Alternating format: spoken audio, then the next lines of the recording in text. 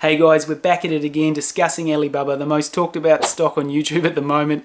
In today's video, we're going to be looking at some of the changes to the tax environment in China and how this will impact a lot of these sort of e-commerce giants out of China.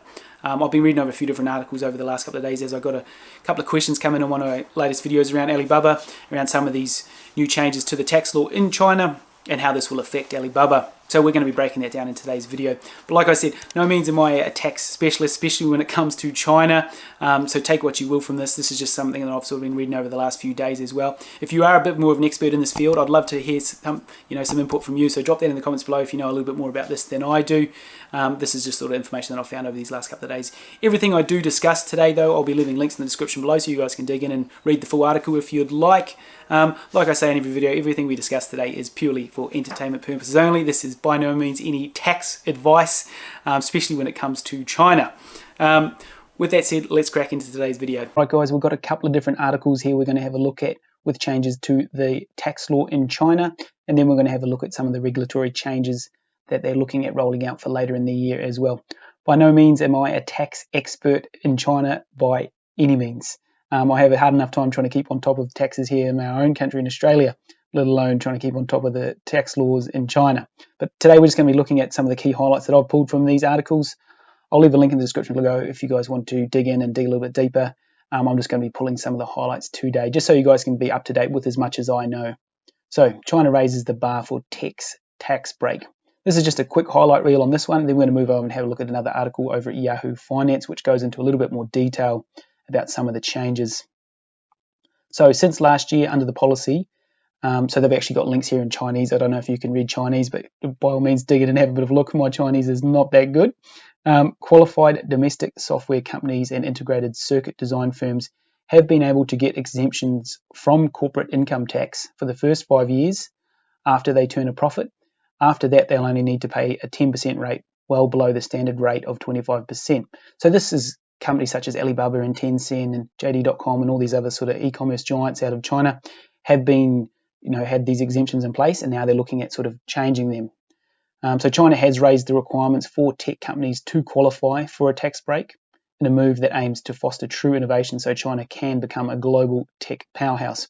In a minute, we're actually going to have a look at how much tax the other companies in the US pay, such as Facebook and Amazon, all these other sort of big tech giants as well, just to sort of compare the apples to apples, see how they're all sort of stacking up. So in order to qualify for the new preferential tax policy under the new requirements, once again, there's the link there in Chinese if you're up to date on your Chinese, issued earlier in the year, software firms have had to spend at least 7% of their annual revenue on R&D, up from 6%, so 1% change there. The new rules also set other higher requirements as well. The new requirements emphasise that the eligible software firms should have the R&D capacity to register intellectual property rights. This year, also, the authorities have removed that the mobile internet industry, which includes browser navigation and mobile payments, from the sectors covered by the tax break. So a few changes there. And then just finish up here with talking about the policy change has impacted internet giants such as Alibaba Group Holding last week. The e-commerce behemoth said that the government had stopped treating some of its businesses. So it's not every business across the board. We're going to look at this in a second as well.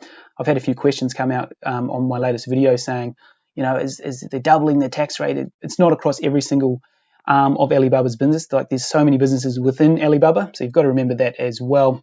All right, guys, we're over here on Yahoo Finance. Just going to have a quick look over this little graph here, which compares Alibaba and Tencent to its American counterparts within the tech industry, just to compare how much tax both of these or all of these companies are paying, essentially. And as we can see, Alibaba was already paying around 18% over this last year. Tencent had a pretty sweet deal by the looks of things. Apple's coming in around that 14%. Facebook, once again, I think they're running that somehow through Ireland or something. I'm not too sure, not too familiar with that. But Google's sort of around that 15%, and Microsoft's coming in at sort of that in between 10 to 15%. So you can see it's all pretty even across the board. It's not like Alibaba's all of a sudden going to be paying 40% corporate tax or anything like that. But there is looking like there will be a potential increase to the tax that they do have to pay. But we're going to be breaking that down in this little article here. Finance, this is probably the better article of the two.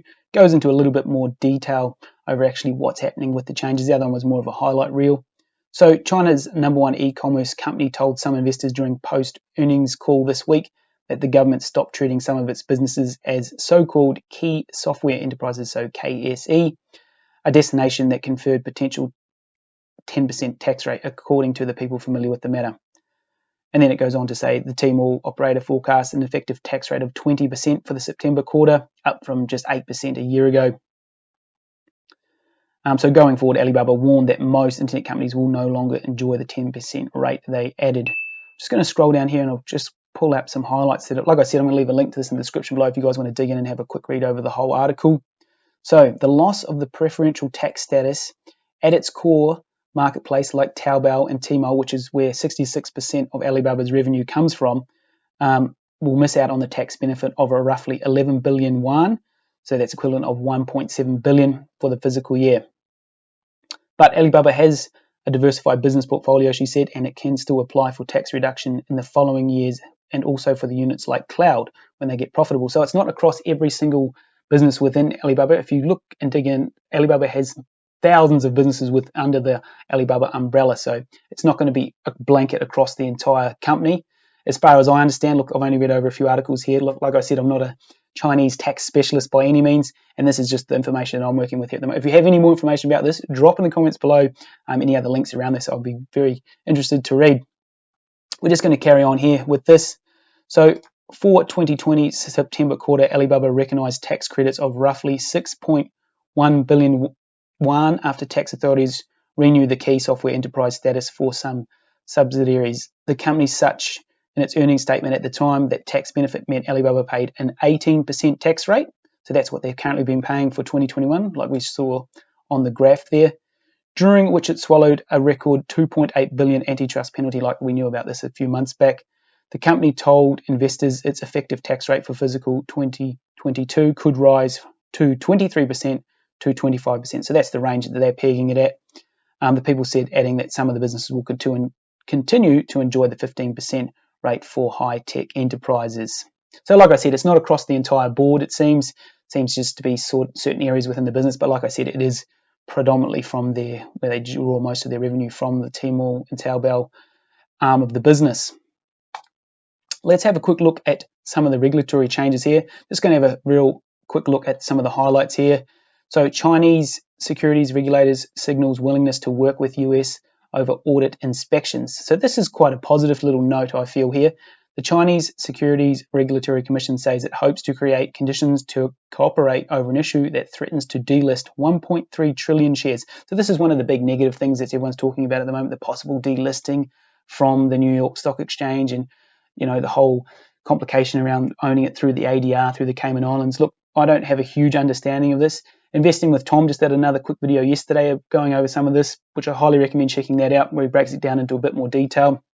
We're not going to be focusing on that in today's video, but definitely go over and check out Tom's video if you're interested in checking that out. Beijing has refused to allow US regulators to go through its company's books, saying they contain state secrets. So that's their reasoning to why they won't let them in. This couple of paragraphs here pretty much sums up this entire article. So we'll quickly read over this. Chinese securities regulator has said it will create conditions to cooperate with the United States over how it supervises the auditing of Chinese companies. The pledge by the China Securities Regulatory Commission, CSRC, which came in a statement on Friday listing 10 priorities for the rest of the year, may be a sign it is willing to resolve a thorny issue that could see, like I said earlier, the 1.3 trillion worth of shares being delisted from the US exchanges.